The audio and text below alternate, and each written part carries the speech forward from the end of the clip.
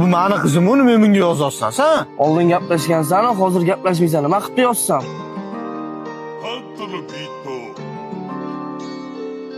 Tohirmi?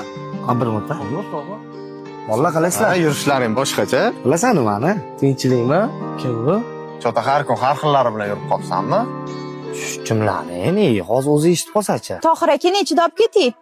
Jonim, sen ketaver, kechpada o'zim telefon qilaman, xo'p? Pulingiz bormi? Da, hozir bor. Telefon qiling, xo'p?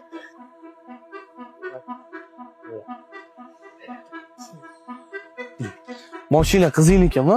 Plan beraman deydim yana. Rusumini qo'y, xatdan topding et. Xo'p, aytaman. Faqat bitta shartim bor.